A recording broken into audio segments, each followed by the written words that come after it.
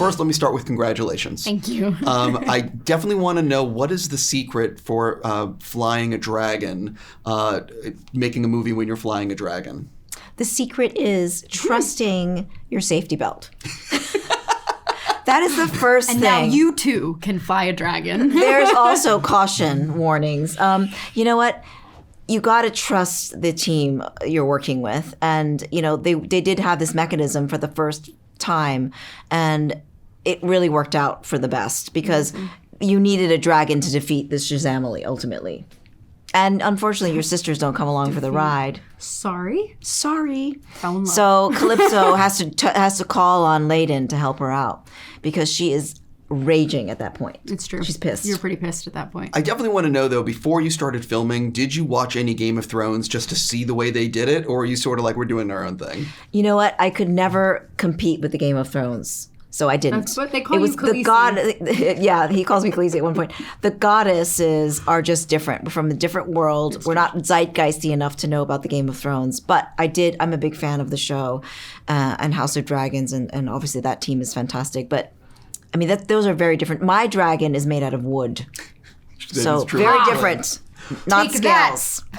So one of the things I want to ask both of you is that Zach, unlike most sets, which can be a little bit... run a certain way. Zach likes to play music before scenes, and which in is between.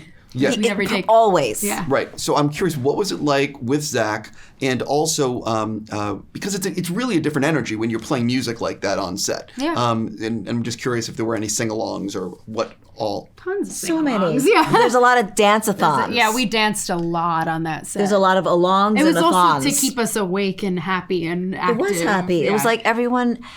I think his mix is always on. Everyone knows the songs. Everyone's. He really just lets Spotify go. He just lets it think keep it's running. Spotify? It is. Oh, I asked, smart. because I was like, this is a great mix. And I feel like I feel like now I associate certain songs with What's that? that summer. That shooting. Kiss Me More by Doja Cat and SZA. And also that one song that's like, sometimes all I think about is you, late nights. And he used to play that all the time. So, yeah. It was on like a repeat. Yeah, big boombox too.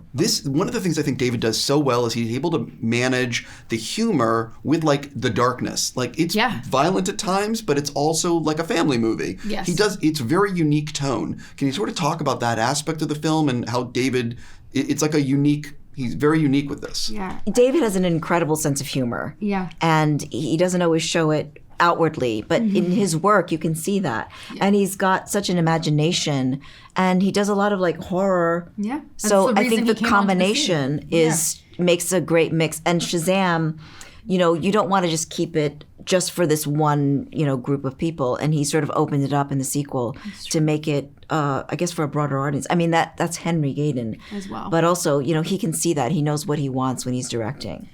Yeah, and David really reminds me of just like old school Amblin, Steven Spielberg stuff, where it really is like familial issues and relations mixed in with these otherworldly, fantastical settings. And so the fact that he's able to just kind of effortlessly bring unicorns and dragons into a kid who's scared of aging out of the foster system, it's pretty so amazing. Poignant. And it doesn't seem like it should make sense, but it does. And that's the magic of David Sandberg. That is Pony Smasher. And also, like, I think making comedy from awkwardness of people of and relationships, too. And they're trying to find their way. And I feel like it's such an accurate depiction of like Freddie in particular is such an accurate teenage depiction, and that comes from Jack.